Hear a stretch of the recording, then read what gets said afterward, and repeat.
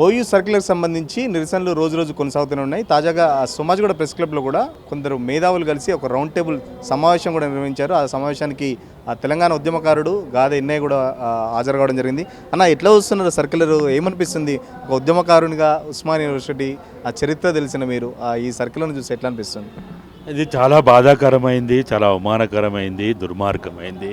ఏ సామాజిక వర్గాల నుంచి అయితే వచ్చిండ్రో, ఏ కష్టాలను భరించి, ఏ నష్టాలను భరించి, అవమానాలను భరించి, ఏ అంటరానితనాన్ని భరించి సమాజంలో అనేక ఆధిపత్యాలను ఎదుర్కొని పైకి వచ్చినటువంటి వాళ్ళు వైస్ ఛాన్సలర్గా ఉన్నా, ప్రిన్సిపాల్గా ఉన్నా, లేకపోతే ఇంకా ముఖ్యమైనటువంటి ఏదైతే పోస్టులలో ఉన్నటువంటి ఈ సామాజిక వర్గాన్ని నుంచి వచ్చిన వాళ్ళు మరి సమస్యను పరిష్కరించడానికి ప్రయత్నం చేయకుండా ఆధిపత్య కులాలు ప్రభుత్వం వచ్చిన కొద్ది రోజులనంటే ఏదైతే ముఖ్యమంత్రి రేవంత్ రెడ్డి ప్రమాణ స్వీకారం రోజునే ప్రగతి భవన్ గోడలు గడియలు బద్దలు కొట్టినామని చెప్పేసి మళ్ళీ కంచెలేయడం కానీ లేకపోతే ఇలాంటి సర్క్యులర్ జారీ చేయడం ఎట్లా వస్తున్నారు? అది వాస్తవంగా అక్కడనే కాదు, ఇప్పుడు చెప్పింది కదా విద్యార్థులు, పూర్వ విద్యార్థులైనటువంటి ఉస్మానియాలో కూడా వైస్ ఛాన్సలర్ ఛాంబరు వైస్ కార్యాలయం ముందు అక్కడ కూడా ముళ్ళకంచెలు పెడితే అవి కూడా అదే రోజు తొలగించడమన్నారు. ఇప్పుడు ఈ ఒక ప్రజాస్వామ్య వాతావరణం కోసమే ఈ ప్రభుత్వాన్ని తెచ్చుకున్నాం అనేది మనందరికీ తెలుసు. సోమవారం నుంచి ఈరోజు శనివారం వరకు విద్యార్థులు క్లాసులు బైకాట్ చేసి యూనివర్సిటీ మొత్తంగా కూడా వాళ్ళు నిరసనలు తెలుపుతుంటే ఇప్పటి వరకు పట్టించుకున్న వాళ్ళు లేరు. మరి వాళ్ళకి ఇంటెలిజెన్స్ ఉంది, గవర్నర్కి ఇంటెలిజెన్స్ ఉంది, ముఖ్యమంత్రికి ఇంటెలిజెన్స్ ఉంది, కేంద్ర ప్రభుత్వానికి ఇంటెలిజెన్స్ ఉంది. ఒక యూనివర్సిటీ నిర్వహణ అంటే ఈ నలుగురు చెప్పు చేతుల్లోనే ఉంటుంది.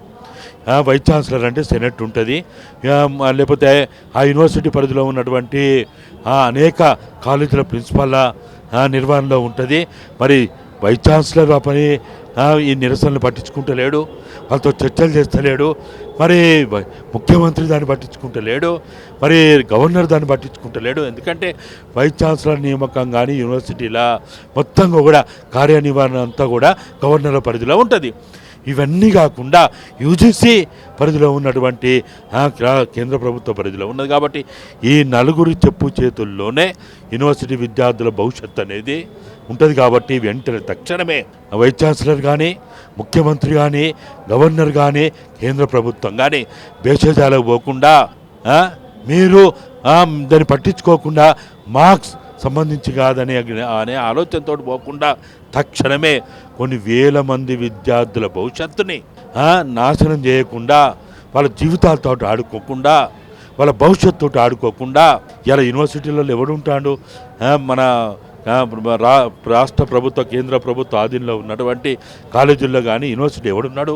దళిత సామాజిక వర్గాలు, ఆదివాసీ సామాజిక వర్గాలు, గిరిజన సామాజిక వర్గాలు, బహుజన సామాజిక వర్గాలే ఉన్నాయి కదా, డబ్బున్న వాళ్ళు అయితే ఉండలేరు.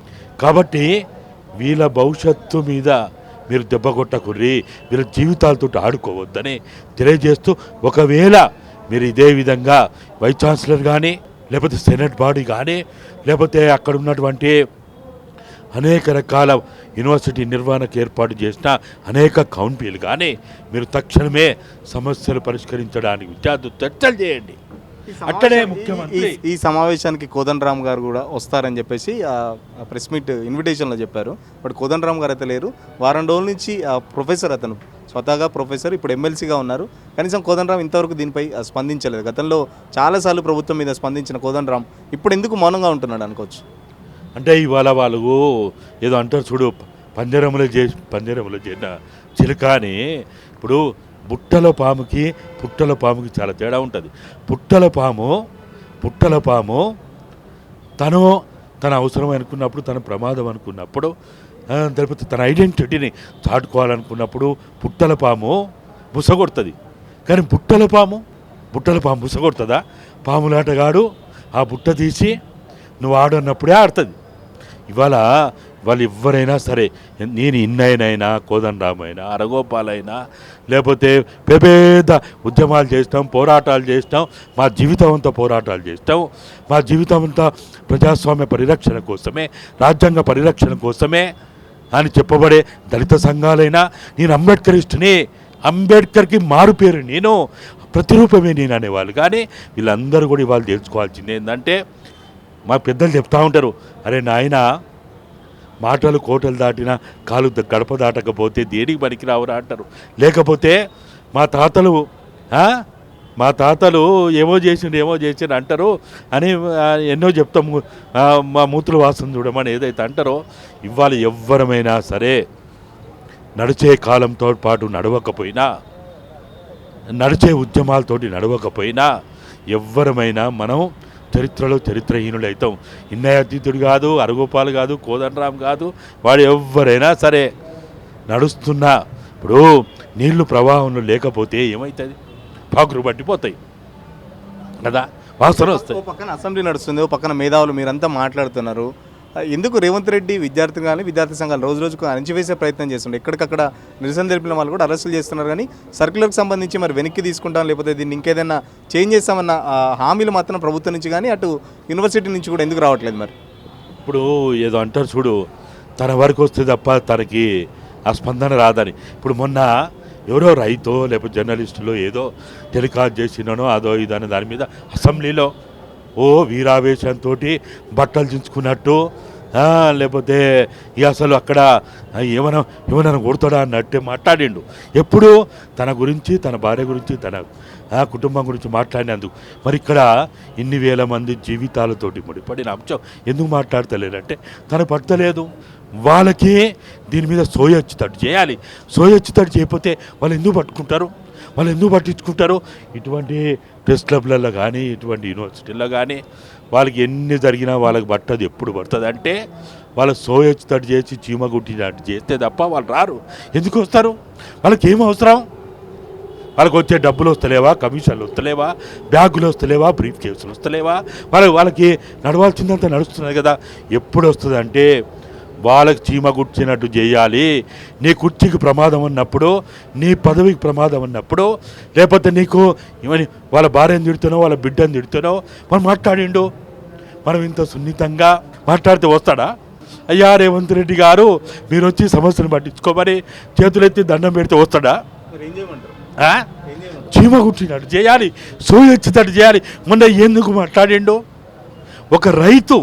ఒక రైతు మేధావి కాదు, ప్రొఫెసర్ కాదు, లేకపోతే పిహెచ్డి స్కాలర్ కాదు, ఒక రైతు మాట్లాడిన దాని మీద ఎందుకు స్పందించిండు?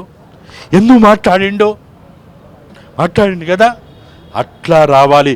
పాలక దున్నపోతు మీద నీళ్ళు పోసినట్టు అవుతుంది. ఇప్పుడు పాలక వర్గాలు దున్నపోతు మీద నీళ్ళు పోసినట్టు అయితే ఇట్లా మాట్లాడితే, అయ్యా రేవంత్ రెడ్డి గారు, అయ్యా ముఖ్యమంత్రి గారు, మా విన్నపాలు వినండి, మా సమస్య వినండి, దండం పెడతా, కాలు మొక్తా అంటే వింటారా? కాల్ముక్త బాంచన్ అంటే వింటారా? వీళ్ళు కాల్ముక్త బాంచన్ కాదు, నీ కాళ్ళని విరిచేస్తా అంటే మాట్లాడతారు, అప్పుడు పట్టించుకుంటారు.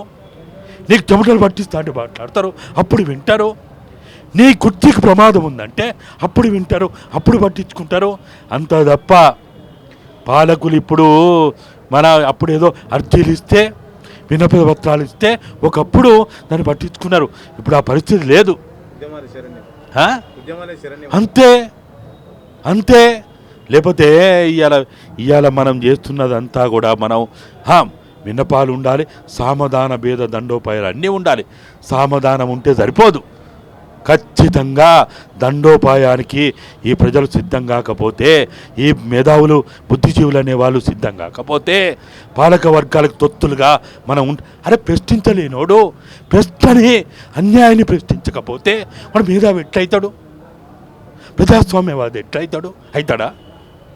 నాకు తెలిసినంత వరకు వాళ్ళు ప్రజాస్వామ్యవాదులు కాదు, వాళ్ళు మేధావులు కాదు, పాలక వర్గాలకు తొత్తులైన వాళ్ళు అని నేను అభిప్రాయపడుతున్నా. ఖచ్చితంగా రేవంత్ రెడ్డికి ఏదైతే ఈ ఉద్యమాల ద్వారా ఒక బుద్ధి చెప్తేనే ఖచ్చితంగా దీనికి సంబంధించి ఓయూ సర్క్యులర్కి సంబంధించి వెనక్కి పోతారు. ఏదైతే కోదండరాం రేవంత్ రెడ్డి బుట్టలో పాము, రేవంత్ రెడ్డి ఆడిస్తున్నట్టు ఇప్పుడు కోదండరాం ఆడుతున్నాడు. ఖచ్చితంగా వాళ్ళు ప్రజాస్వామ్యవాదులు కాదు, ప్రశ్నించే గొంతుకలైతేనే వాళ్ళు ప్రజాస్వామ్యవాదులుగా నేను గుర్తిస్తాను. నేనైనా ఇంకెవరైనా మేధావులంతా ఈ ఓయూ సర్క్యులర్కి సంబంధించి రేవంత్ రెడ్డికి చెంపపెట్టులా ఉద్యమాలు చేపడితేనే ఓయూ సర్క్యులర్కి సంబంధించి వెనక్కి వెళ్ళే అవకాశం ఉందని గాదయ్య చెప్తున్న పరిస్థితి. వీడియో జర్నలిస్ట్ వరుణ్తో సురేష్, పల్లవి టీవీ, హైదరాబాద్.